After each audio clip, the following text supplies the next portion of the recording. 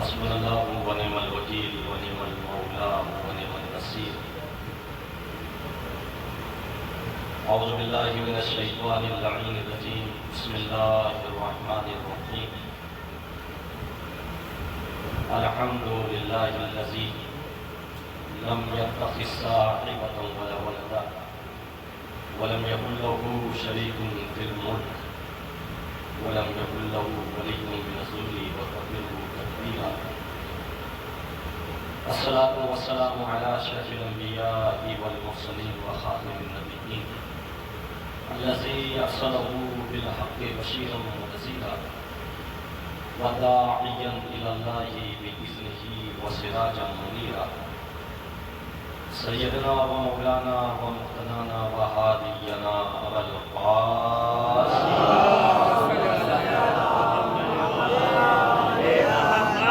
بيته الطيبين الطاهرين المعصومين المظلومين المنتخبين المنتجبين الذين أذهب الله عنهم الرجس وطهرهم تطهيرا.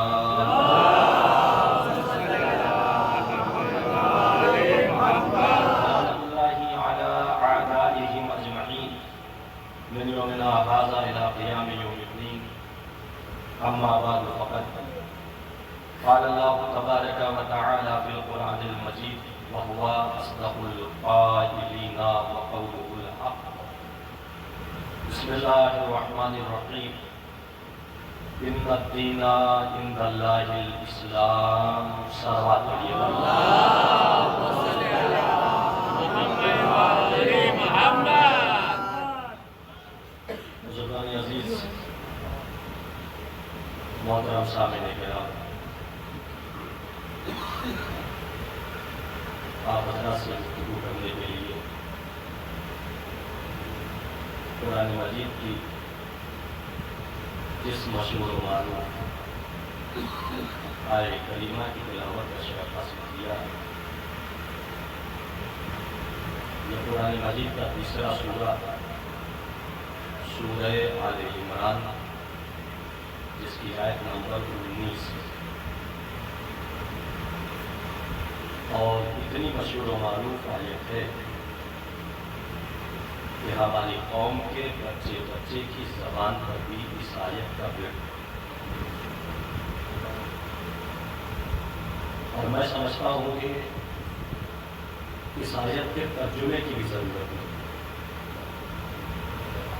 اچھا، مجلس حسین علیہ السلام کے جہاں بہت سارے فوائد ہیں، وہاں سب سے بڑا فائدہ اس مجلس حسین کا یہ بھی ہے کہ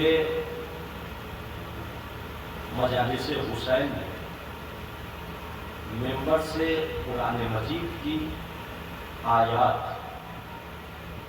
اور احادیث معصومین علیہ السلام کو اس قدر بیان کیا جاتا ہے کہ ہماری قوم کا بچہ بچہ نہ فقط عربی متن سے بلکہ اس کے ترجمے سے بھی واقف ہو جاتا ہے. یہ آیہ کریمہ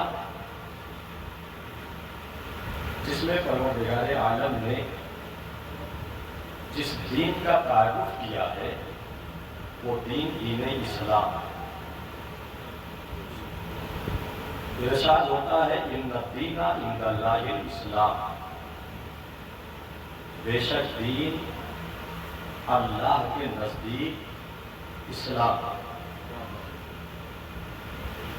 اللہ کے نزدیک دین اسلام. اب یہ جو ترجمہ ہوتا ہے کہ اللہ کا محبوب ترین دین اسلام ہے، اللہ کا پسندیدہ دین اسلام ہے، تو یہ سب ظاہری کے اپنی اپنی لفظیں. قرآن مجید کی اس آیت میں کوئی ایسا لفظ اللہ نے استعمال نہیں کیا کہ جس کا ترجمہ محبوب ترین ہو یا پسندیدہ دین ہو. صرف اور صرف یہی لفظیں ہیں، ان الدین عند اللہ الاسلام. ان بے شک الدین دین عند اللہ، اللہ کے نزدیک، الاسلام، اسلام، صرف یہی ترجمہ ہے۔ اللہ کی عندیت میں، اللہ کے نزدیک اگر کوئی دین ہے تو وہ اسلام ہے، اس کے علاوہ کوئی دین ہے ہی نہیں۔ غور کر رہے ہیں، دین اسلام، اور یہ دین اسلام ہم تک اور آپ تک پہنچا کیسے؟ سرکار ختم مرتبہ احمد مصطفیٰ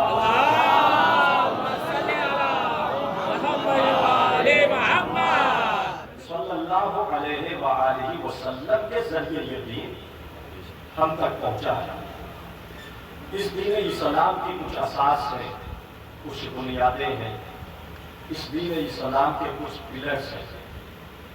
ان میں ایک پلرز کا نام ہے اصول دین،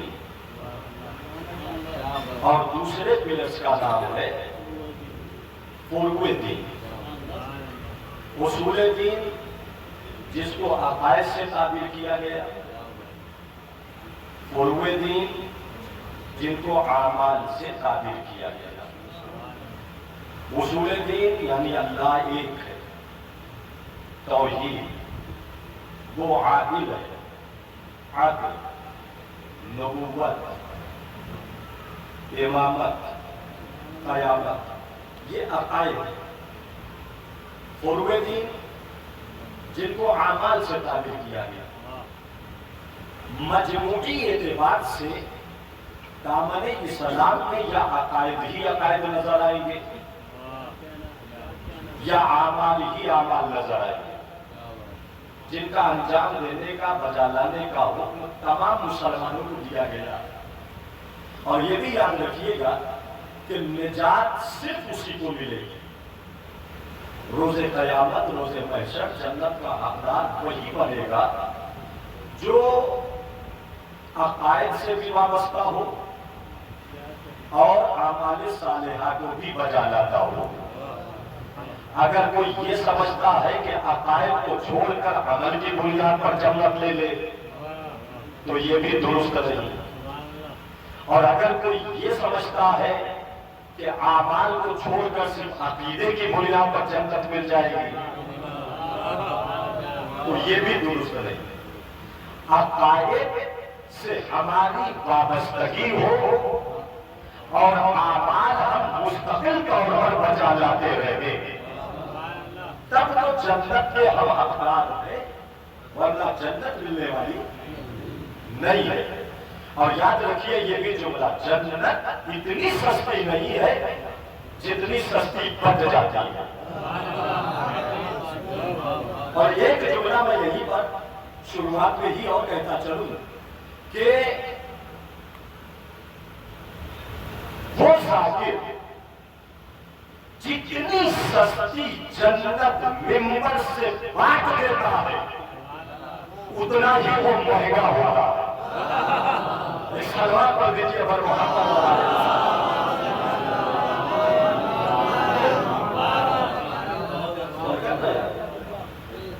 تو جنت اسی کو ملے گی جو عقائد سے وابستہ ہو اور اعمال صالحہ کو بھی بجا لاتا ہو۔ توجہ، اعمال صالحہ نماز، روزہ، حج، زکوٰۃ، خمس، جہاد، امر بالمعروف، نہی عن المنکر، تولا، تبرع، یہ کیا ہے؟ فروع دین ہے، اعمال صالحہ ہے۔ اور اعمال صالحہ میں مختلف اعمال ہیں، یہ بہت سارے اعمال ہیں۔ کسی ایک عمل کو شریعت نے عمل صالح کہہ کر ہمارے ذمہ نہیں لیا ہے، بلکہ اعمال صالحہ کے زمرے میں بہت سارے اعمال آتے ہیں جن کا انجام دینا ہر مسلمان کی ذمہ داری ہے، ہر کلمہ پڑھنے والے کی ذمہ داری ہے۔ تو جیسے اعمال صالحہ کے زمرے میں بہت سارے اعمال ہیں، ایسے بہت سارے عقیدے ہیں اسلام کے دامن میں۔ عقائد اسلامی میں کوئی ایک عقیدہ نہیں ہے، بلکہ عقائد خود عقیدہ کی جمع ہے۔ اور کر رہے ہیں، عقائد خود لفظ عقیدہ کی جمع ہے، اور لفظ عقائد اس بات کی دلیل ہے کہ اسلام کے دامن میں بہت سارے عقیدے ہیں جن سے وابستہ رہنا ہماری اور آپ کی ذمہ داری ہے۔ ان عقائد میں بنیادی عقیدہ عقید توحید ہے، عقید وحدت ہمارا بنیادی عقیدہ ہے، عقیدہ نبوت ہمارا بنیادی عقیدہ ہے، عقیدہ رسالت ہمارا بنیادی عقیدہ ہے، عقیدہ امامت ہمارا بنیادی عقیدہ ہے، عقیدہ ولایت ہمارا بنیادی عقیدہ ہے۔ اور یہ وہ عقیدہ ہے کہ جس کے اوپر پورے اسلام کی اساس ہے۔ بغیر عقیدے ولایت کے ہمارا کوئی عمل قابل قبول نہیں ہے۔ یہ عقیدہ ولایت جس کے اوپر اسلام کی پوری بنیاد ہے، اسلام کے اساس ہے، پوری توجہ چاہوں گا۔ اس کے علاوہ بھی اسلام کے دامن میں بہت سارے عقائد ہیں جن سے وابستہ رہنا ہر مسلمان کی ذمہ داری ہے، ہر کلمہ پڑھنے والے کی ذمہ داری ہے، ہر مسلمان پر لازم اور واجب ہے کہ ان تمام عقائد پر ایمان رکھے۔ مثال کے طور پر ہر کلمہ پڑھنے والے کے اوپر لازم ہے کہ وہ جنت پر عقیدہ رکھے، ہر مسلمان پر لازم ہے کہ وہ کوثر پر عقیدہ رکھے، وہ برزخ پر عقیدہ رکھے، ہر مسلمان پر لازم ہے کہ وہ صراط پر عقیدہ رکھے، ہر مسلمان پر یہ ضروری ہے کہ وہ میزان پر عقیدہ رکھے، وہ فرشتوں پر عقیدہ رکھے، وہ قبر میں منکر و نکیر کے سوال و جواب پر عقیدہ رکھے، وہ روز محشر حساب و کتاب پر عقیدہ رکھے، وہ پورے صراط سے گزرنے پر عقیدہ رکھے، وہ حور و غلمان پر عقیدہ رکھے، وہ شجر طوبہ پر عقیدہ رکھے۔ بہت سارے عقیدے ہیں نا، ان تمام عقائد پر ایمان لانا ہر مسلمان کی ذمہ داری ہے، ہر کلمہ پڑھنے والے پر لازم اور واجب ہے کہ اس عقیدے پر وہ ایمان رکھے، ان تمام چیزوں پر عقائد پر وہ ایمان لائے۔ اچھا، ان عقائد سے وابستہ رہنا اتنا ضروری ہے، پوری توجہ چاہوں گا، اتنا ضروری ہے کہ اگر کوئی مسلمان جنت پر عقیدہ نہ رکھے اور جنت کا انکار کرے تو وہ جہنم میں جائے گا۔ توجہ ہے، اتنا ضروری ہے ان عقائد سے وابستہ رہنا کہ اگر کوئی مسلمان جنت پر عقیدہ نہ رکھے تو وہ جہنم میں جائے گا، اگر کوئی مسلمان کوثر پر عقیدہ نہ رکھے تو وہ جہنم جائے گا، اگر کوئی انسان صراط پر عقیدہ نہ رکھے تو وہ جہنم میں جائے گا، اگر کوئی مسلمان قبر میں سوال و جواب پر عقیدہ نہ رکھے تو وہ جہنم میں جائے گا، روز محشر اگر کوئی مسلمان حساب و کتاب پر ایمان نہ رکھے، عقیدہ نہ رکھے تو وہ جہنم میں جائے گا۔ توجہ چاہتا ہوں، اگر کوئی جنت پر عقیدہ نہ رکھے تو جہنم میں جائے گا۔ حد ہے کہ اگر کوئی جہنم پر بھی عقیدہ نہ رکھے تو وہ بھی جہنم میں جائے گا۔ کہاں بیٹھے؟ اگر کوئی یہ کہے کہ صاحب ہم تو جنت کو مانتے ہیں، اللہ نے جنت کو پیدا کیا، ہمارا ایمان جنت پر ہے، ہمارا عقیدہ جنت پر ہے، ہمارا عقیدہ جنت پر ہے، جنت کو ہم مانتے ہیں، مگر جہنم کو ہم نہیں مانتے، تو وہ بھی جہنم میں جائے گا۔ اس لیے کہ جنت پر عقیدہ رکھنا اتنا ہی ضروری ہے جتنا جنت پر عقیدہ رکھنا ضروری ہے۔ اور کر رہے اب میرا سوال ہے، یہ تمام تر عقائد جن سے وابستہ رہنا ہر مسلمان کی ذمہ داری ہے، ہر کلمہ پڑھنے والی کی ذمہ داری ہے۔ یہ عقائد جس کو عقائد حقہ کہا گیا، جس کو عقائد اسلامی کہا گیا، ان عقائد کا سورس کیا ہے، ان عقائد کا منبع کیا ہے، یہ تمام تر عقائد ہم تک اور آپ تک کیسے پہنچے، پوری توجہ چاہوں گا۔ تو ان تمام تر عقائد کا منبع اور سورس ذات پیغمبر اسلام ہے، پیغمبر اسلام کی ذات گرامی ہے، پیغمبر اسلام کی تعلیمات نے ان تمام تر عقائد کو بیان فرمایا۔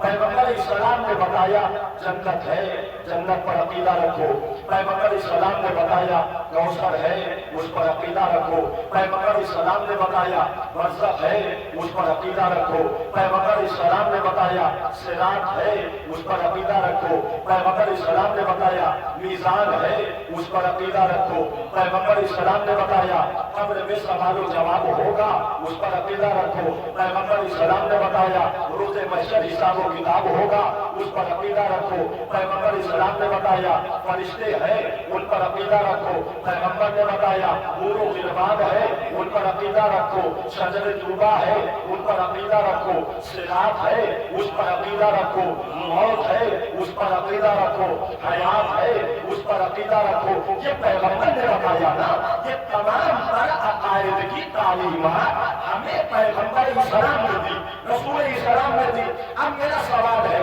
اگر آپ نے کوئی کتاب پڑھی ہو تو مجھے بھی پڑھائیے، کوئی حدیث اور روایت سنی ہو تو مجھے بھی سنائیے کہ کہیں کسی روایت میں، کسی حدیث میں، کسی درایت میں، کسی کتاب میں کوئی ایسا واقعہ نظر آیا کہ جہاں پیغمبر اسلام نے کسی کو پہلے جنت دکھائی ہو پھر جنت پر عقیدہ رکھوایا ہو۔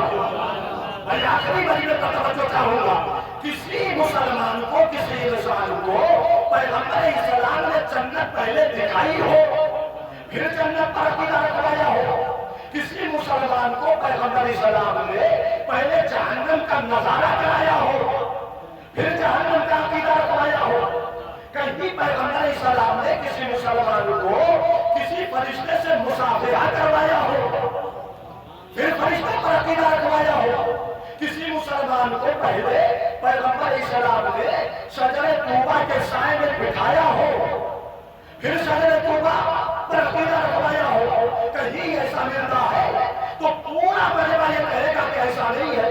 کہیں کسی کتاب میں، کسی روایت میں ہے کہ پیغمبر اسلام نے کسی مسلمان کو جنت دکھائی ہو یا جہنم، کوثر دکھایا ہو یا سلسبیل، کسی چیز کا نظارہ کرایا، پہلے دکھایا ہو پھر عقیدہ رکھوایا ہو، تو اتنا بڑا مجمع ہر ایک یہی کہے گا نہیں مولانا ایسی کوئی روایت نہیں ہے، ایسی کوئی حدیث نہیں ہے، کوئی ایسا واقعہ نہیں ہے، کوئی ایسی آیت نہیں ہے، کوئی ایسی درایت نہیں ہے، کہیں پیغمبر اسلام نے نہ کسی کو کوثر دکھایا، نہ سلسبیل دکھایا، نہ جہنم دکھایا، نہ جنت دکھایا۔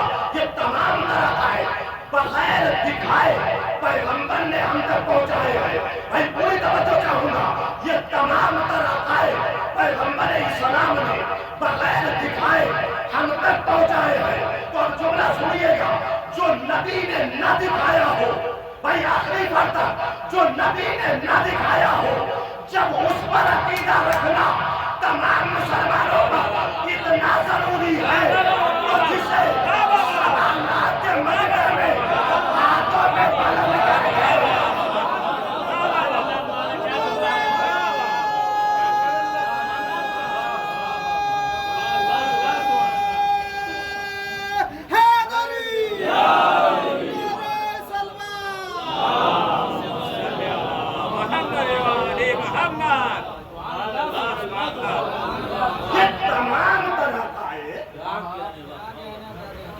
جو پیغمبر نے نہ دکھایا ہو، جب اس پر عقیدہ رکھنا اتنا ضروری ہے کہ بغیر اس پر ایمان لائے ہم جنت میں نہیں جا سکتے۔ تو جسے پیغمبر نے 1.25 لاکھ کے مجمع میں، 1.25 لاکھ کے مجمع میں دونوں ہاتھوں پہ بدل کر کے دکھایا ہو، اس عقیدے ولایت کی کیا اہمیت ہوگی؟ اس عقیدے ولایت کی کیا اہمیت ہوگی؟ ذرا توجہ کریے گا، عقیدہ ولایت پیغمبر اسلام نے 1.25 لاکھ کے مجمع میں کجاووں کے منبر پر، رحل نبوت پر قرآن ولایت کو اٹھایا اور اٹھانے کے بعد من کن تو مولا فہذا علی المولا۔ ذرا سوچئے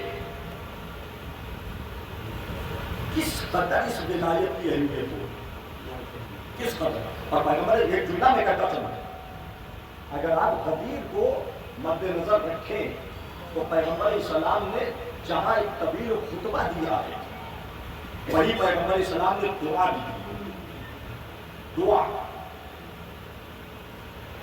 اور وہ تمام تر آیات قرآنی جو پیغمبر مولا کائنات کی فضیلت میں نازل ہوئی تھی نا، یہ ریپیٹ کرتے جاتے تھے پیغمبر اسلام، اور وہ حدیثیں جو علی کی شان میں بیان کی تھی اسے ریپیٹ کرتے جاتے اور کہتے جاتے تھے کیا میں تمہارا مولا نہیں، کیا میں تمہارا مولا نہیں؟ 43 بار پیغمبر اسلام نے کہا ہے، ایک دو بار نہیں، 43 بار، 43 ٹائمز پیغمبر اسلام نے کہا کیا میں تمہارا مولا نہیں؟ 3 سے 4 بار میں لوگوں کا ضمیر زندہ ہو جاتا ہے۔ کیسے بے ضمیر لوگ تھے کہ پیغمبر اسلام کو 43 بار کہنا پڑا، 43 بار۔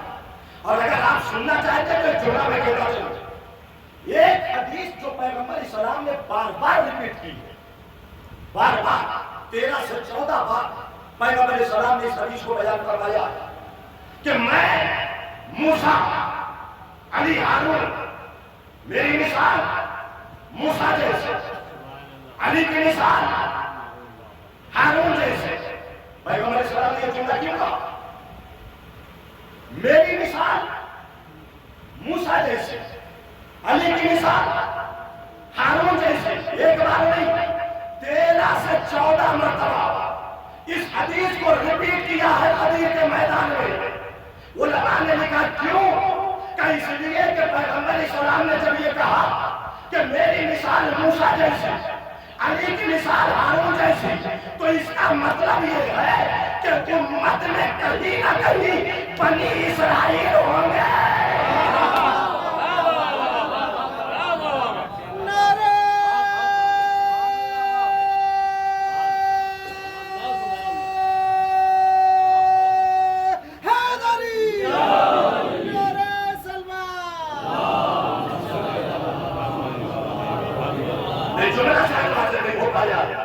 امت میں کہیں نہ کہیں بنی اسرائیل ہوں گے، بنی اسرائیل۔ اچھا پیغمبر اسلام نے اپنی مثال موسیٰ ہی سے کیوں دی؟ آپ جا کے پڑھیں قرآن مجید، سورہ طٰہٰ، سورہ اعراف، تفصیل سے واقعہ ہے حضرت موسیٰ کا۔ یہ پیغمبر اسلام نے اپنی مثال صرف اور صرف موسیٰ ہی سے کی، کسی اور کا بھی سب کو دے سکتے تھے، کہتے تھے میری مثال آدم جیسی، میری مثال نوح جیسی، میری مثال ابراہیم جیسی، میری مثال یعقوب جیسی، میری مثال زکریا جیسی، کسی بھی مثال دیتے تھے نبی سے۔ یہ موسیٰ سے کیوں کہا کہ میری مثال موسیٰ جیسی، علی کی مثال ہارون جیسے؟ تو قرآن نے ہمیں بتایا، سورہ طٰہٰ میں قرآن نے بتایا کہ جب موسیٰ اپنے بھائی، اپنے خلیفہ، اپنے جانشین حضرت ہارون کو اپنی امت میں چھوڑ کر کوہ طور پر جا رہے تھے،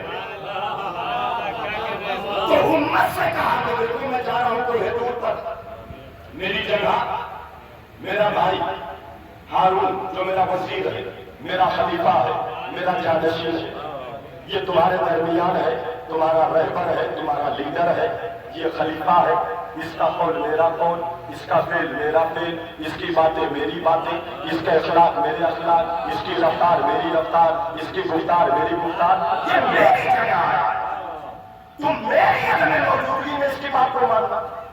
اور کرایا۔ اب اس کے بعد موسیٰ تو چلے گئے، موسیٰ چلے گئے۔ سوال یہ ہے کہ موسیٰ کے جانے کے بعد ہارون کے خلاف بغاوت کس نے کیا؟ ہارون کے خلاف بغاوت کس نے کیا؟ کون تھا وہ جس نے سب سے پہلے ہارون کے خلاف ماحول بنایا؟ تو قرآن نے کہا وَأَضَلَّهُمُ السَّامِرِينَ، سامری نے ان کو گمراہ کیا، سامری نے ان کو بہکایا، سامری نے ان کو گمراہ کیا۔ ہارون سمجھاتے رہے، ہارون بتاتے رہے، لیکن یہ سامری بہکاتا رہا، یہاں تک کہ ہارون سے لڑنے پر آمادہ ہو گیا۔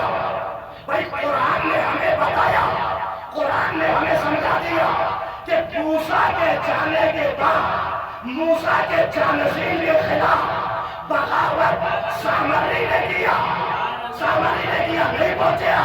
پیغمبر اسلام نے کہا میری مثال موسیٰ جیسی، علی کی مثال ہارون جیسی، میری مثال موسیٰ جیسی، علی کی مثال ہارون جیسی۔ اب سمجھ میں آیا، اس کا مطلب یہ ہے کہ پیغمبر بتانا چاہتے ہیں کہ امت میں کہیں نہ کہیں کوئی سامری ضرور ہے، کوئی نہ کوئی سامری ضرور ہے، اور سامری اسی کو کہتے ہیں جو نبی کی جانشین کے خلاف بغاوت کرے۔ صلوات پڑھیے پیغمبر،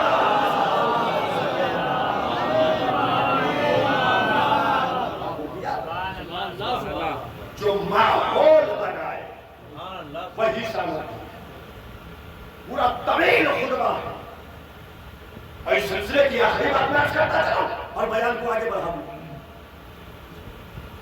اور اس کے بعد پیغمبر اسلام نے دعا کی، دعا اللہم وعال من والا وعاد من آدا وانصر من نصر واخذل من خذل۔ یہ پیغمبر اسلام دعا نہیں کر رہے، جو سند دے رہے ہیں قیامت تک کے لیے، سند دے رہے ہیں۔ پروردگار تم سے دوست رکھ جو علی کو دوست رکھے۔ یہ کون دعا کر رہا ہے؟ وہ پیغمبر کہ جس کی فکر پر بھی وحی الہی کا پہرا ہے، جس کی زبان پر بھی وحی الہی کا پہرا ہے۔ یعنی خدا بھی چاہتا ہے کہ پیغمبر کی زبان سے حاجیوں کے درمیان، صحابیوں کے درمیان پیغمبر یہ دعا کرے، یہ سند دے رہے۔ پیغمبر اسلام کو معلوم تھا کہ علی سے محبت کرنے والوں پر بڑا ظلم ہوگا، ان کے گھر تباہ کیے جائیں گے، ان کو ستایا جائے گا، ان کی کھیتیاں تباہ کی جائیں گی، ان کے گھر برباد کیے جائیں گے، ان کے بچے مارے جائیں گے، ان کی بستیاں اجاڑی جائیں گی۔ پیغمبر کو پتا تھا کہ علی سے دوستی کرنے والوں کی دنیا دشمن ہوگی۔ پروردگار دنیا دشمن ہو تو ہو، تو دوست رکھ۔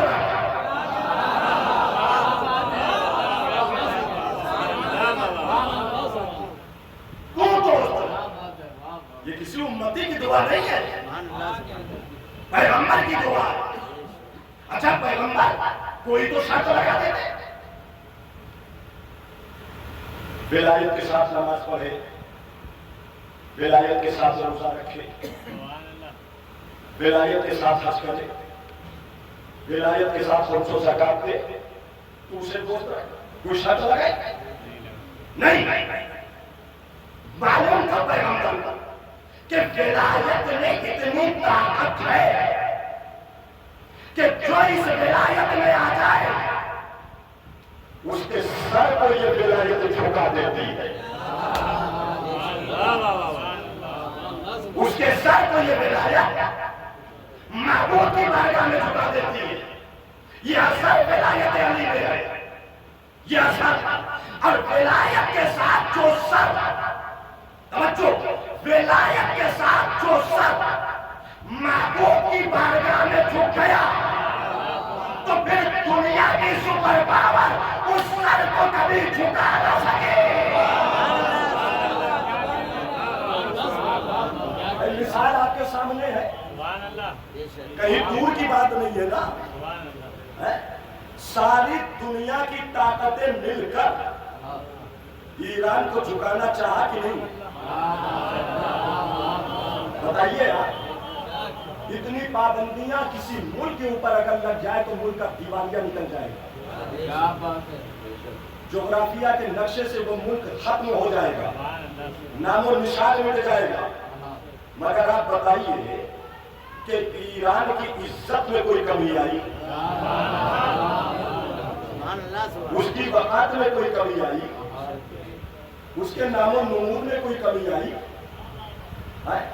ہاں اتنا ضرور ہو گیا کہ دنیا جسے سپر پاور کہہ رہی تھی، ایران نے 12 دن کی جنگ میں اس سپر پاور کو ذلت کے گلے میں گرایا۔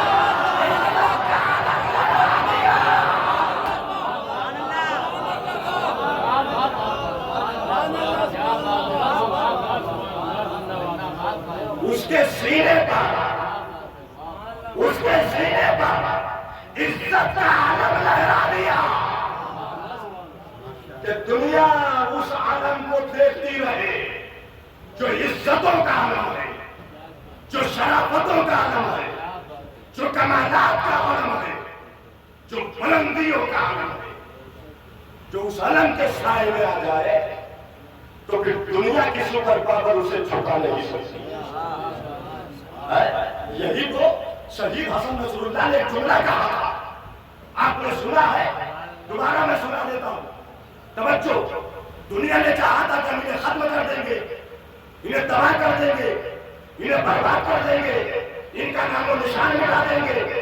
آج نہیں، کئی برس پہلے شہید حسن نصر اللہ نے دشمن کی آنکھوں میں آنکھیں ڈال کر کہا تھا کہ ارے ظالموں، اگر ہم ختم ہونے والی قوم ہوتے تو 61 ہجری میں 10 محرم کو کربلا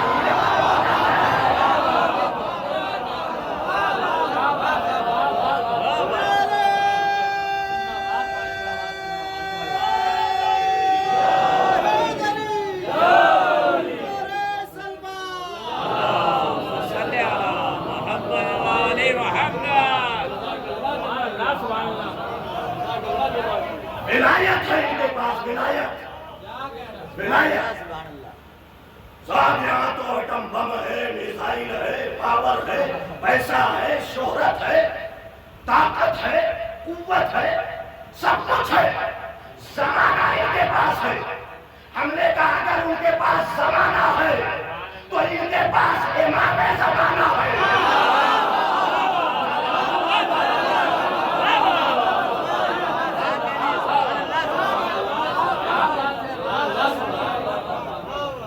اگر ان کے پاس زمانہ ہے تو ان کے پاس امام زمانہ ہے۔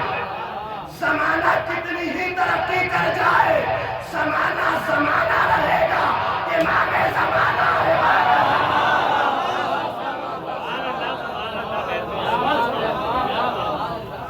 زمانہ ساری ترقیوں کے باوجود زمانہ پیچھے رہتا ہے، امام آگے رہتا ہے۔ اور جہاں امام زمانہ ہو اسے دنیا کی پاور جھکا نہیں سکتی، دنیا کی پاور۔ اس لیے کہ یہاں جو سجدہ ہوا ولایت کے ساتھ ہوا۔ اب صاحب ایک سوال اور اٹھتا ہے کہ اور بھی تو اسلامی ملک ہے، وہ بھی تو کلمہ لا الہ الا اللہ پڑھتے ہیں، کیا وہ کیوں نہیں بولتے؟ ان میں اتنی جرأت کہاں ہے؟ ہم نے کہا ان سے امید بھی نہ رکھو،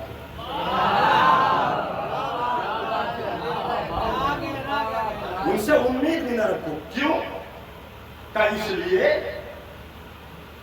کہ کلمہ ادھر بھی ہے، کلمہ ادھر بھی، مسلمان یہ بھی ہے، مسلمان یہ بھی ہے، توحید کے پرستار ادھر بھی ہے، توحید کے پرستار ادھر بھی، نماز ادھر بھی ہے، نماز ادھر بھی ہے، روزہ ادھر بھی ہے، روزہ ادھر بھی ہے، حج ادھر بھی ہے، حج ادھر بھی ہے، زکات ادھر بھی ہے، زکات ادھر بھی ہے، خیرات ادھر بھی ہے، خیرات ادھر بھی ہے، نیکیاں ادھر بھی ہے، نیکیاں ادھر بھی ہے، اللہ کا نام لینے والے ادھر بھی ہے، نام خدا لینے والے ادھر بھی ہے، طواف کعبہ کرنے والے ادھر بھی ہے، طواف کعبہ کرنے والے ادھر بھی ہیں، صفا مروہ کے درمیان سعی کرنے والے ادھر بھی ہیں، اسی صفا مروہ کے درمیان سعی کرنے والے ادھر بھی ہیں۔ توجہ، قاری قرآن ادھر بھی ہے، قاری قرآن ادھر بھی ہے، حافظ قرآن ادھر بھی ہے، حافظ قرآن ادھر بھی ہے، لا الہ الا اللہ ادھر بھی ہے، لا الہ الا اللہ ادھر بھی ہے، محمد رسول اللہ ادھر بھی ہے، محمد رسول اللہ ادھر بھی ہے۔ بس فرق اتنا ہے کہ ادھر علی ولی اللہ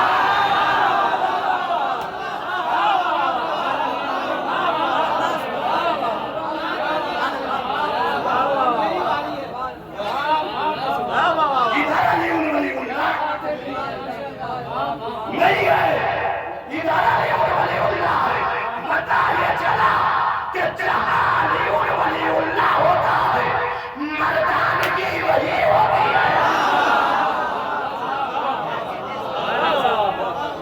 شابان جملہ دیا کرا ہوں، آخری بند تک چاہے جیسے جملے کو سن لو۔ چھپن اسلامک کنٹریز میں یہودیوں کے آنکھوں میں آگے ڈال کر جواب دے کر دنیا والوں نے بتا دیا کہ اگر کوئی اکیلا مرد ہے تو اکیلا ہوگا۔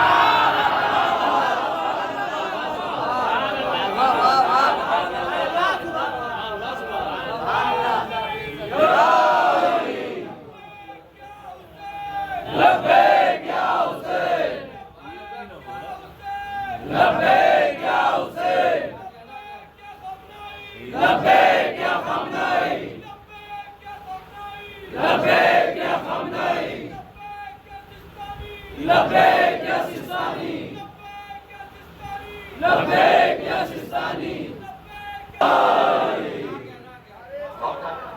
کہ سب سے بڑے نبی کو، سب سے بڑے نبی اللہ خبردار کر رہا ہے۔ ذرا سوچئے آپ، وہ نبی جس کو کبھی طہا کہا، کبھی یاسین کہا، کبھی مزمل کہا، کبھی مدثر کہا، کبھی رحمت للعالمین کہا، کبھی چمکار کر پکارا، محمد تو کبھی محمد نہ کہا، حبیب کہا، جسے چمکار کر پکارتا ہو۔ میرے حبیب راتوں کو ذرا آرام کر لیا کر، پیروں پر برم آ جاتا ہے جس کا اتنا خیال ہے۔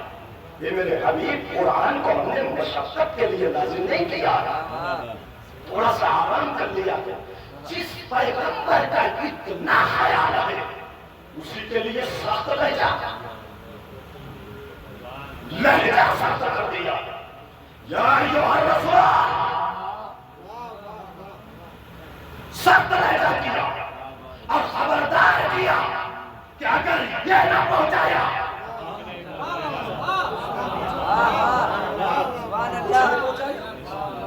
سوچیے آپ عقیدہ ولایت، عقیدہ ولایت۔ دیکھیے ہمارے علماء نے، علماء سابقین نے بھی اور علماء حاضرین نے بھی عقیدہ ولایت پر مختلف دلائل و برہان اور مختلف ثبوت اپنی اپنی کتب میں درج کیے، اور ایک حدیث کو ہمارے تمام علماء نے، بلکہ اہل سنت کے علماء نے بھی تسلیم کیا، اور جو بھی عقیدہ ولایت پر کتاب لکھی ہے زیادہ تر کتب میں، چیلنج کرتا ہوں، زیادہ تر کتب میں اس حدیث کو انہوں نے جگہ دیا۔ وہ حدیث کیا ہے؟ حدیث یہ ہے کہ پیغمبر علیہ السلام نے ارشاد فرمایا کہ اللہ نے آدم سے لے کر نوح تک، نوح سے لے کے ابراہیم تک، ابراہیم سے لے کر موسیٰ تک، موسیٰ سے لے کر عیسیٰ تک، کسی نبی کو عالم ارواح میں نبوت اس وقت تک نہیں دی جب تک اس سے اقرار ولایت علی نہ لے لیا۔ اللہ نے کسی نبی کو نبوت اس وقت تک نہیں دی جب تک اس سے اقرار ولایت علی نہیں لے لیا. جب تک نبیوں سے علی ولی اللہ نہیں کہلوا لیا انہیں عہدہ نبوت نہیں دیا. عہدہ نبوت بعد میں دیا، پہلے اقرار ولایت دیا. عہدہ نبوت بعد میں دیا، پہلے علی ولی اللہ کہلایا. تو عالم ارواح میں کسی نبی کو اللہ نے اس وقت تک نبوت نہیں دی جب تک اس سے اقرار ولایت نہیں لیا. یہ حدیث میں کوئی نئی حدیث نہیں پڑھ رہا، بارہا آپ کی سنی ہوئی یہ حدیث ہے. ظاہر ہے کہ یہ جلالی ازا کا مرکز ہے، مسلسل مجالس ہوتی ہیں. آپ نے بارہا ذاکرین سے اس حدیث کو سنا ہوگا. یہ کوئی نئی حدیث نہیں ہے، سینکڑوں مرتبہ کی سنی ہوئی حدیث ہے. لیکن میں آج سبب بیان کرنا چاہوں گا اس مجلس میں کہ آخر سبب کیا ہے، وجہ کیا ہے، ریزن کیا ہے، کیوں اللہ نے بغیر ولایت علی کے کسی نبی کو نبوت نہیں دی. وہ سبب کیا ہے؟ تو عزیزو سبب یہ ہے کہ عربی زبان میں خبر کو کہتے ہیں نبا، اور خبر پہنچانے والے کو کہتے ہیں نبی. میں توجہ چاہوں گا، ایک ایک وقت کے جملے پر میں توجہ چاہوں گا. عربی زبان میں خبر کو کہتے ہیں نبا، اور خبر پہنچانے والے کو نبی کہتے ہیں.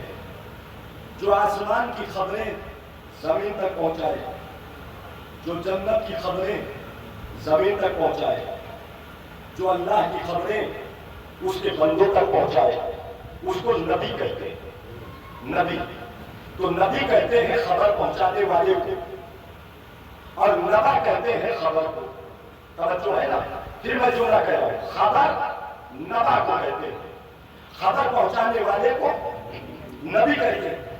یہ جو قرآن ہم صبح و شام پڑھتے ہیں، تلاوت کرتے ہیں، اگر بسم اللہ سے والناس تک آپ ملاحظہ کر جائیں، مطالعہ کر جائیں، تو اس قرآن مجید میں صرف خبریں ہی خبریں ہیں.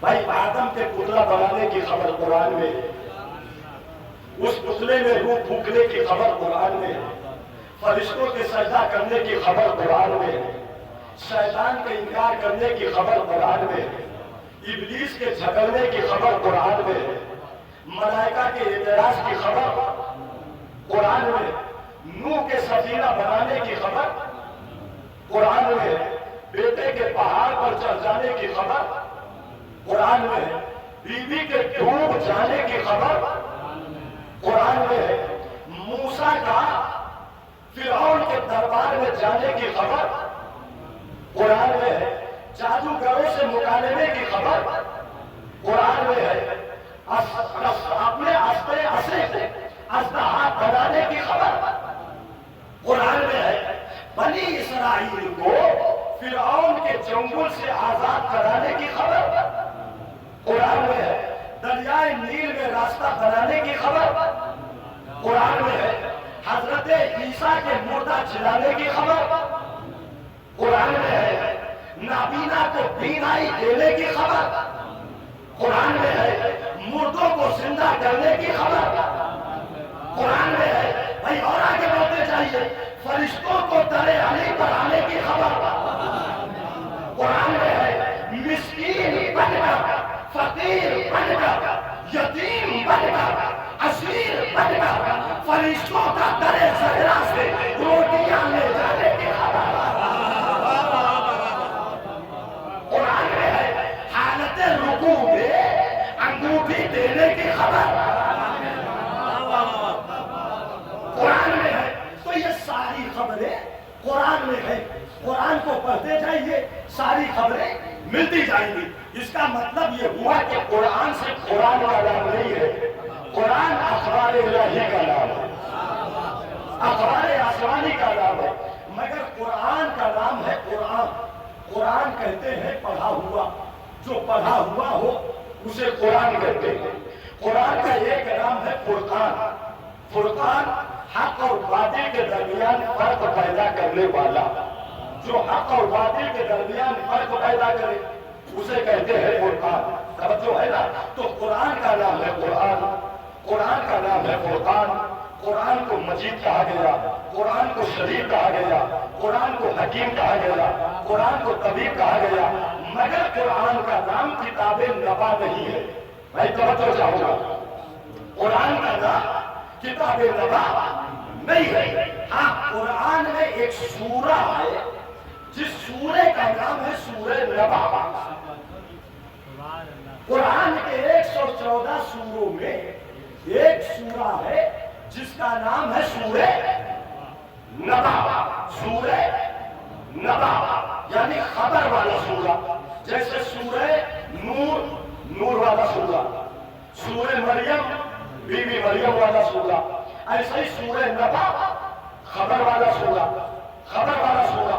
توجہ ہے نا. سورہ نبا قرآن مجید کا 78واں سورہ, 30واں پارہ شروع ہی ہوتا ہے. ارشاد ہوتا ہے بسم اللہ الرحمن الرحیم عما یتساءلون عن النبأ العظیم الذی هم فیہ مختلفون کلا سیعلمون ثم کلا سیعلمون. یعنی سورہ نبا میں نبأ العظیم کا تذکرہ ہوا. نبأ العظیم کسے کہتے ہیں؟ نبأ العظیم عربی میں نبا کہتے ہیں خبر کو, عظیم کہتے ہیں سب سے بڑی. نبأ العظیم یعنی سب سے بڑی خبر. پوری توجہ ہے. سب سے بڑی خبر, سب سے بڑی خبر یعنی قرآن اشارہ کر رہا ہے. کچھ لوگ نبأ العظیم کے بارے میں اختلاف کریں گے لیکن عنقریب وہ جان جائیں گے کہ اللہ کی سب سے بڑی خبر کیا ہے. بھائی کہاں بیٹھے ہیں آپ؟ اللہ کی سب سے بڑی خبر کیا ہے؟ تو یہ تو ہے قرآن کی آیت. اب آئیے میں جنگ صفین کا ایک منظر پیش کروں. لشکر شام سے ایک قاری قرآن نکلا, علی کے مقابلے پر آیا. ایک قرآن پڑھتا ہوا علی سے لڑنے کے لیے آیا. بھائی یہ عقل پر عذاب نہیں ہے تو اور کیا ہے کہ قرآن پڑھتا ہوا قرآن سے لڑنے آیا. علی کے مقابلے پر آیا, علی کے مقابلے پر. علی نے محسوس کیا کہ یہ کچھ پڑھ رہا ہے. میرے امام نے مسکرا کر کہا کہ کیا پڑھ رہا ہے؟ اس نے کہا یا علی قرآن پڑھ رہا ہے. مولا نے پلٹ کر پوچھا کہ قرآن میں کیا پڑھ رہا ہے؟ اس نے کہا علی سورہ نبا پڑھ رہا ہوں, سورہ نبا. میرے امام نے پوچھا کہ سورہ نبا میں کس چیز کا تذکرہ ہے؟ کہ نبأ العظیم کا تذکرہ ہے. نبأ العظیم کا, کہ نبأ العظیم کیا ہے؟ بھائی پوری توجہ, پوری توجہ. ایک مرتبہ میں جملہ خطابت کا کہہ کر آپ کے سہیلوں سے قریب ہو جاؤں تاکہ اگلا جملہ پہنچانے میں مجھے آسانی ہو جائے. علی کے لبوں پہ منبر پر تبسم کا خطیب آیا اور مسکرا کر پوچھا کہ بتا کیا پڑھ رہا ہے؟ کہ قرآن پڑھ رہا ہوں. قرآن میں کیا پڑھ رہا ہے؟ سورہ نبا. سورہ نبا میں کس چیز کا تذکرہ ہے؟ کہ یا علی نبأ العظیم کا. کہ نبأ العظیم کیا ہے؟ کہ سب سے بڑی خبر, سب سے بڑی خبر. میرے امام نے مسکرا کر کہا تجھے خود بھی خبر ہے کہ سب سے بڑی خبر کیا ہے؟ کیا تجھے خود بھی خبر ہے کہ سب سے بڑی خبر کیا ہے؟ اس نے کہا یا علی یہ تو مجھے نہیں معلوم, یہ تو مجھے نہیں معلوم. ایک مرتبہ میرے امام نے وہی میدان میں اپنے سینے پہ ہاتھ مارا اور ہاتھ مارنے کے بعد بلند آواز سے کہا واللہ انا نبأ العظیم. خدا کی قسم وہ نبأ العظیم میں ہوں, میں ہوں. اب آئیے اگر یقین نہیں آتا تو دلیل اور دیتا چلو. مولا علی علیہ السلام کی جو زیارات ہے اس زیارت میں جو القابات مولا علی علیہ السلام سے منسوب ہیں ان میں ایک لقب نبوی عظیم ہے. آپ جا کر مولا کی زیارت اٹھائیے اور اس میں آپ کو نظر آئے گا جہاں بہت سارے فقرات ہیں, بہت سارے فقرات, وہاں پر زیارت کا ایک فقرہ یہ نظر آئے گا السلام علیکہ ایھا النبی العظیم. سلام ہو آپ پر اے نبی العظیم, سلام ہو آپ پر اے نبی العظیم. تو نبی العظیم علی ہے, آخری پر تک جملہ نبی العظیم علی ہے, خبر دینے والا نبی. میں نتیجہ دے رہا ہوں کہ اللہ نے کسی نبی کو بغیر اقرار ولایت کے نبوت کیوں نہیں دی؟ دنیا اللہ کی سب سے بڑی خبر علی ہے. نبی کسے کہتے ہیں؟ خبر پہنچانے والا, خبر دینے والا. تو خبر دینے والا نبی ہے. اللہ کی سب سے بڑی خبر علی ہے. تو اب سمجھ میں آیا کہ بغیر نبی العظیم کے کوئی نبی کیسے نہیں بننا, نہیں پہنچا سکتا. بھائی جب کوئی علم کے بغیر عالم نہیں ہو سکتا, تقویٰ کے بغیر متقی نہیں بن سکتا, عبادت کے بغیر عابد نہیں بن سکتا, تو نبی العظیم کے بغیر کوئی نبی کیسے بن سکتا ہے؟ صلوات پڑھیے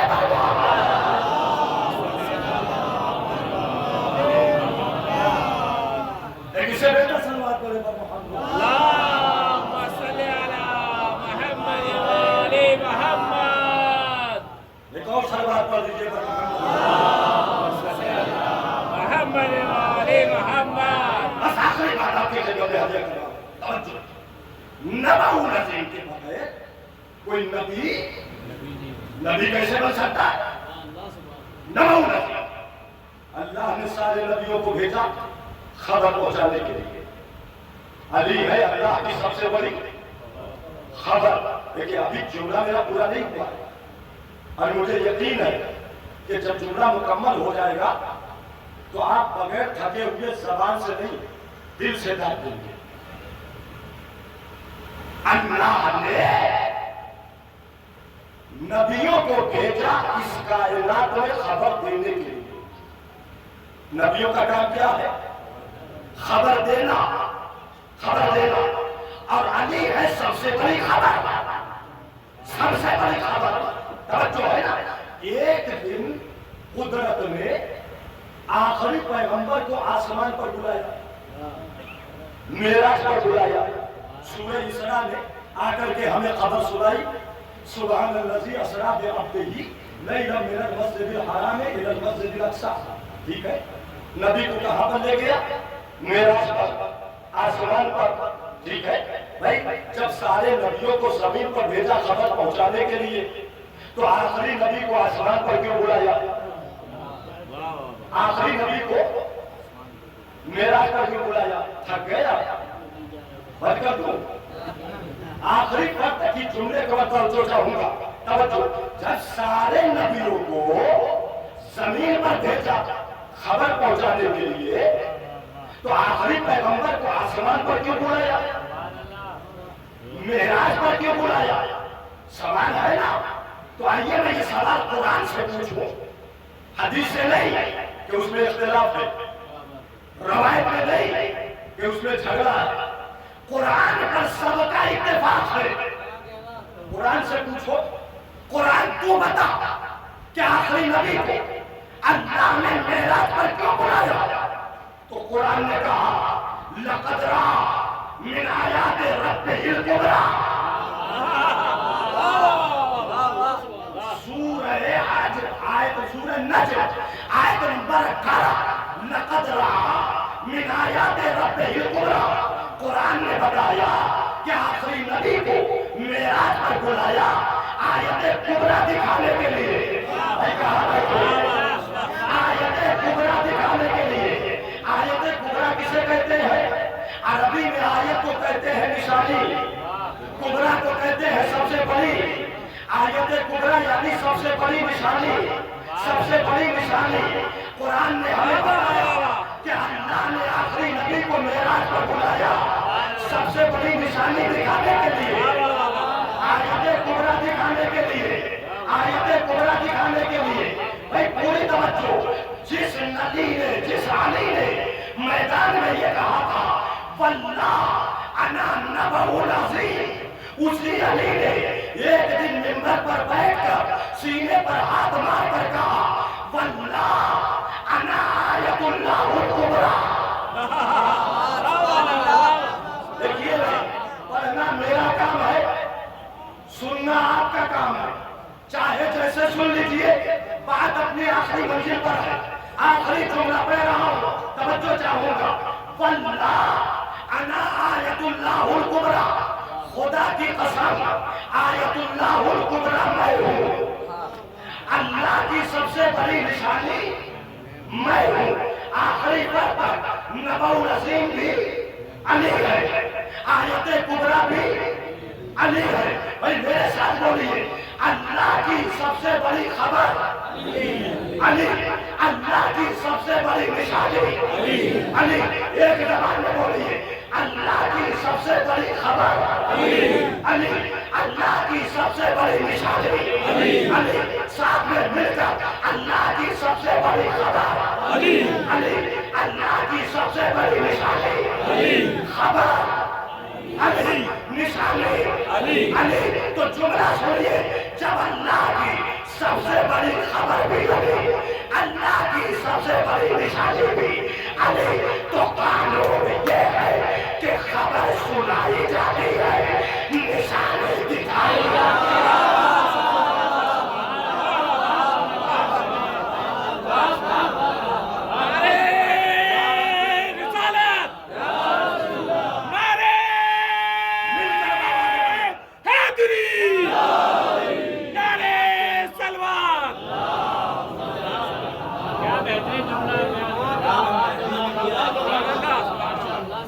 اللہ کی سب سے بڑی خبر علی، اللہ کی سب سے بڑی نشانی بھی علی۔ قانون یہ ہے کہ خبر سنائی جاتی ہے، نشانی دکھائی جاتی ہے۔ یہی سبب ہے کہ 18 ذی الحجہ کو سب سے بڑی نبی میں حاجیوں کے مجمع میں من کنت مولا زبان سے کہا، ہاتھوں پر علی کو بدل کر کے دکھایا۔ میں جملہ سنیے، دنیا سمجھی نہیں کہ نبی نے کیا کیا، زبان سے من کنت مولا کہہ کر سب سے بڑی خبر سنائی ہے۔ ہاتھوں پر علی کو اٹھایا، زیارت کرائی ہے۔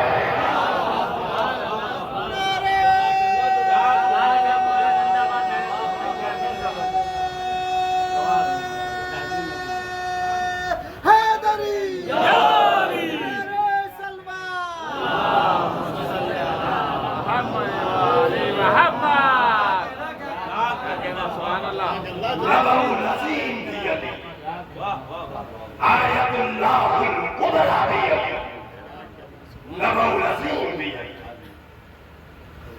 اللہ کی سب سے بڑی نشانی بھی علی۔ اب حافظوں کے حافظے کو کیا کہنا کہ انہیں چھوٹی چھوٹی خبریں تو یاد ہیں، سب سے بڑی خبر یاد نہیں، چھوٹی چھوٹی خبریں یاد ہیں۔ میں غلط کہہ گیا، جھوٹی جھوٹی خبریں یاد ہیں، اور سب سے سچی اور بڑی خبر آپ دیکھیے تو صحیح کہ سب سے جھوٹی خبر فرقوں کے محلے تک کیسے پہنچائی گئی۔ ارے ساتھ ایمان نہیں لائے، کلمہ نہیں پڑھا، سننے کی بات ہے نا، کلمہ نہیں پڑھا، بیمار تھے ابو طالب، रसूल सलाम कहते रहे चचा कलमा पढ़ लो, कलमा पढ़ लो, कलमा पढ़ लो। हमारा रवायत है या लतीफा?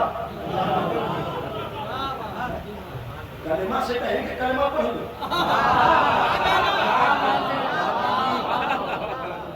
जिनकी आगोश में पढ़कर खुद कलमात बन गए हो,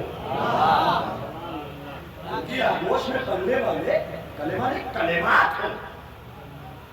कोई पढ़ा तो नबी बन गया, कोई पढ़ा तो वली बन गया।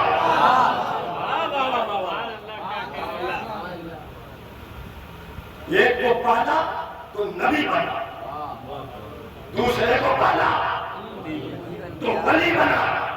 अगर एक का कलमा न पढ़ो तो मुसलमान नहीं, दूसरे का कलमा न पढ़ो तो मोमिन नहीं।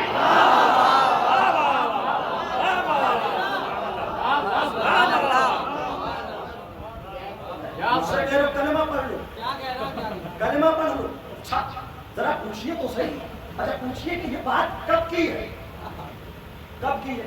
असाद जनाब अबू तालिब जब बीमार थे, हजरत अबू तालिब जब बीमार थे, हमने कहा बीमार थे तो कहाँ थे? कहा अपने बिस्तर पे थे। बिस्तर कहाँ था? कहा हुजरे में था। हुजरा कहाँ था? कहा कमरे में था। कहा घर में था। हमने कहा अजीब बात है, अजीब बात है। कमरे के मकान के अंदर कमरे में होने वाली झूठी खबर तो याद है। चौराहे की सच्ची खबर कलेमा से कह रहे कलेमा को सोचने की बात है। दलील इससे बड़ी कोई नहीं हो सकती। जिस अबू तालिब ने रिसालत को पाला, नबूवत को पाला, इस्लाम को पाला हो, जो नासिर रसूल हो, नासिर रसूल नहीं। एक जुमला हो कहता चलो, देखो आपकी समाज कितनी बुलंद है।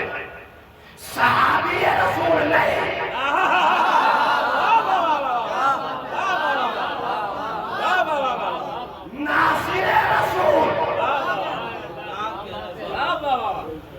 सहाबी होना और है, नासिर होना और है। जब पैगंबर इस्लाम को कुफारे मक्का परेशान करने लगे ना, तो यही अबू तालिब थे जिन्होंने अपने सारे गुलामों को खंजर देकर उनके सरों पर खड़े कर दिए और अबू लहब से ये जुमला कहा था कि देखो अगर मेरे भतीजे को कुछ हो गया ना, तो तुम्हारे सरों पर हमने गुलाम खड़े कर दिए, गुलाम। और एक जुमला कहा, अलम तालमू अन्ना नबिय्या अन्ना मुहम्मदन नबिय्या, क्या तुम नहीं जानते हो कि ये मोहम्मद नबी है? इससे बड़ा कलमा और क्या हो सकता है? अलम तालमू अन्ना मुहम्मदन नबिय्या फकतबा फित तौरात वल इंजील। क्या तुम नहीं जानते हो कि ये मोहम्मद नबी है? और ये बात तौरेत में भी लिखी है और इंजील में भी लिखी है। अबू तालिब का ये जुमला अहले सुन्नत की मुताबिक किताबों में मिल जाएगा। अलम तालमू अन्ना मुहम्मदन नबिय्या, क्या तुम नहीं जानते हो कि मोहम्मद नबी है? ये हज़रत अबू तालिब कब गए हैं? ऐलान रिसालत से पहले। अभी पैगंबर ने रिसालत का ऐलान नहीं किया है, अभी पैगंबर ने नबूवत का ऐलान नहीं किया। हमारे ताज्जुब की बात तो यही है, ये असद नहीं तो और क्या है, जो 40 साल के बाद इमरजेंसी में इस्लाम कबूल कर ले। दुनिया तो उसकी बड़ी मनासराई करे, अब जो ऐलान रिसालत से पहले मोहम्मद को नबी कह रहा हो।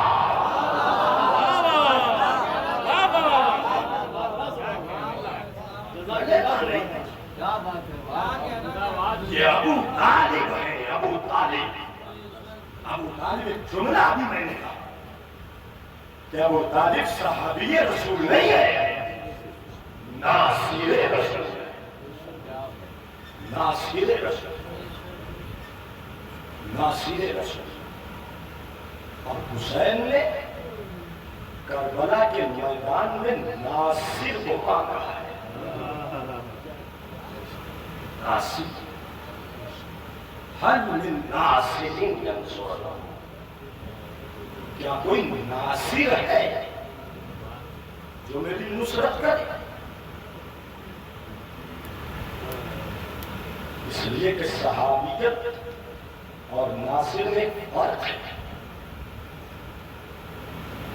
صحابی اپنا فائدہ دیکھتا ہے، ناصر اپنا سب کچھ قربان کر کے اللہ کے دین کو بچاتا ہے، وقت کے ایمان کی نصرت کرتا ہے۔ یہ وجہ ہے کہ جب تک ابو طالب باحیات رہے، سرکار کو مکے سے ہجرت کرنے کی نوبت ہی نہیں آئی، اس لیے کہ ناصر رسول تھے، یاور اسلام تھے، ناصر دین تھے۔ اللہ اکبر، جب تک زندہ رہے پیغمبر اور اس کے دین کی نصرت کرتے رہے، اور جب حضرت ابو طالب وصال کر گئے، وفات پا گئے، تو ابو طالب کا خون دین اسلام کے کام آیا ہے۔ کبھی ابو طالب کا خون اکبر کی شکل میں سامنے آیا، کبھی قاسم کی شکل میں، کبھی امن و محمد کی شکل میں، کبھی حضرت علی اصغر کی شکل میں۔ یہ ابو طالب کا لہو تھا جو کربلا میں اسلام کو سینچ رہا تھا، اسلام کو قوت پہنچا رہا تھا۔ کتنی قربانیاں دی ہیں، آپ تصور نہیں کر سکتے ہیں ارباب ازاں۔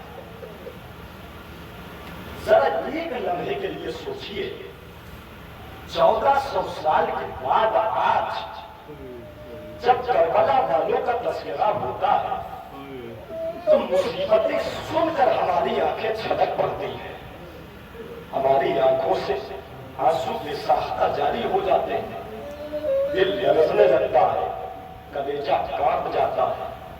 ذرا 61 ہجری میں کربلا کا نظرہ لیے، کربلا کو دیکھیے، اس وقت بیویوں کے دل پر کیا گزر رہی ہوگی جب حسین صبح سے لے کر ظہر تک لاشوں پر لاشیں جا رہے تھے۔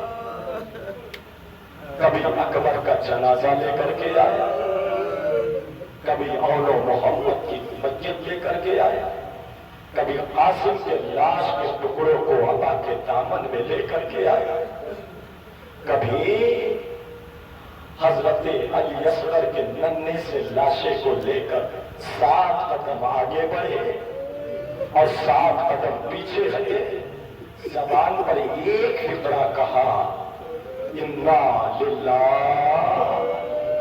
وَإِنَّا إِلَيْهِ رَاجِعُونَ، لِذَنبِ قَضَائِهِ وَتَسْلِيمًا لِأَمْرِهِ۔ اللہ اکبر، حد ہے۔ حسین نے بھی اپنی قربانی دے دی، حسین بھی شہید ہو گئے۔ اب ارباب ازاں ایک امتحان سجاد کا شروع ہوا ہے۔ کربلا بعد شہادت حسین شام غریبہ آئی، خیمے جلا دیے گئے، خیمے جلا دیے گئے، بیویوں کے تماچے لگے، ردا چھینی گئی، سید سجاد کے ہاتھوں میں ہتھکڑیاں، پیروں میں بیڑیاں۔ ایک جملہ سنو گے ارباب ازاں، دنیا میں کون سا ایسا بیٹا ہے جو اپنی ماں بہنوں کو تماچے کھاتے ہوئے دیکھے؟ کون سا ایسا بھائی ہے جو اپنی بہنوں کو بے رضا بازاروں اور درباروں میں جاتا ہوا دیکھے؟ اللہ نے غیرت سجاد چالے غریبہ جب آگ کھلی ہے نا تو خیام جلتے ہوئے دیکھے ہیں، ماں اور بھوٹیوں کو سروں سے چادریں چھٹی ہوئی دیکھی ہیں، سکینہ کو تماشے کھاتے ہوئے دیکھے ہیں۔ اللہ اکبر۔ سید سجاد کا ایک جملہ ہے، میرا مولا کہتا ہے کہ مجھے سب سے زیادہ میری بہن سکینہ کے سوالوں نے رلایا ہے، سب سے زیادہ میری بہن سکینہ کے سوالوں نے رلایا ہے۔ کیا بات ہے مولا، بس ایک روایت میں پڑھوں گا، ایسا ہمت نہیں ہو رہی ہے، میں مجلس تمام کر دوں گا، دل کھول کر رو لو، دل کھول کر غصہ لے دو۔ ارباب ادب تصور شرط ہے، یہ گرمی کا موسم ہے نا، سورج نکلتا ہے تپش ہوتی ہے، سورج کی کرنیں ظاہر ہوتی ہے، آپ برہنہ نہیں چل سکتے، آپ سر کھلے نہیں چل سکتے، آپ پسینے سے شرابور ہو جاتے ہیں۔ ارباب ادب 1 گھنٹہ 2 گھنٹہ دھوپ میں کھڑے نہیں ہو سکتے ہیں۔ ذرا تصور کرو ارباب ادب، سید سجاد ہاتھوں میں ہتھیلیاں، پیروں میں بیڑیاں، گلے میں توکے خاردار، پاپ رہنا بھوکا پیاس۔ اجرکم اللہ، آوازیں گری بلند ہے، خدا ان آوازوں پر رحمت نازل کرے۔ سنو گے ارباب ادب، بس ایک جملہ سن لو اور رونے کے لیے میں سمجھتا ہوں یہی جملہ کافی ہے۔ ارباب ادب سنو گے، سورج کی گرمی سے، سورج کی تمازت سے سید سجاد کے ہاتھوں کی ہتھکڑیاں، لوہے کی ہتھکڑیاں جلنے لگتی تھی، دکھنے لگتی تھی۔ ارباب ادب ایک مرتبہ جناب سکینہ اپنے حصے کا پانی لینا سید سجاد کے پاس آتی تھی اور آ کر کہتی تھی، بھیا سورج کی گرمی سے ہتھکڑیاں جل رہی ہے، ہاں میری بہن، اے بھیا نہ میرا کھڑیوں گا، پانی ڈال دو، میرا پیمانے کا تلم کر گئے گا، میری بہن اپنے حصے کا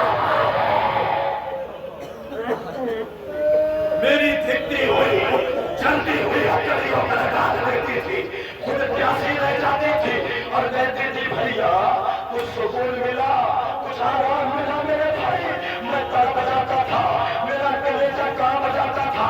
ارباب ادب امام سجاد کا ایک جملہ بہت رلاتا ہے، کہتے ہیں مولا ارے ایک دفعہ جب منظر ہو گیا، میں چلتے چلتے ایک مرتبہ پاؤں کو پھیلا کر بیٹھ گیا، بچہ صحیح رہے گا، میری 4 برس کی چھوٹی بہن سکینہ دوڑتی ہوئی میری خدمت میں آئی، کہنے لگی بھیا کیا ہو گیا، اے میرے بھیا کیا ہو گیا؟ کہ بہن سکینہ میرے پاؤں میں آنکھیں پڑ گئے، آنکھیں میں کانٹے پڑ گئے، چلا نہیں جاتا۔ ایک مرتبہ سکینہ آگے بڑھی، آگے بڑھنے کے بعد بھیا لاؤ میں اپنے ہاتھوں سے آپ کے پیروں سے تاکہ کو نکال دو۔ میرا مولا کہتا رونا تو اسی بات کا آتا ہے کہ میری بہن اپنے ہاتھوں سے میرے پیروں سے تاکہ کو نکال دیتی تھی، مگر کوئی یہ پوچھنے والا نہیں تھا، اے سکینہ ارے تیرے پیروں میں بھی تو کانٹے پڑے ہوئے ہیں، اے سکینہ تو کیسے چلتی ہے؟ میں اتنا مجبور کہ ہاتھوں میں ہتھکڑیاں تھی، پیروں میں بیڑیاں۔ أيكم قلب ينقلبون إنا لله وإنا إليه راجعون بذنب قضائه وتسليما لأمره۔ لا إله مجھے واسطہ ہے محمد و آل محمد کا، ہماری اس مقیم مجھے مولا باب الحوائج حضرت علی اصغر کے خون راہ کا واسطہ، جو بھی معمولین مقروض ہے غیر مجھے قرض کی ادائیگی کے اسباب مہیا فرما۔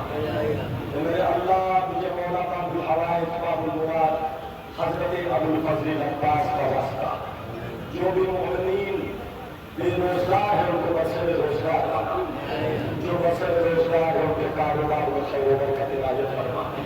پروردگارا تجھے بیمار کربلا کا واسطہ، جو بھی مومنین بیمار ہے دنیا کے کسی بھی کونے اور گوشے میں، بالخصوص غلمان بھائی کے بیٹے کامل، سقلین بھائی اور جتنے بھی مومنین بیمار ہے، پروردگار تجھے بیمار کربلا کا واسطہ انہیں شفائے کامل عاجل عنایت فرما۔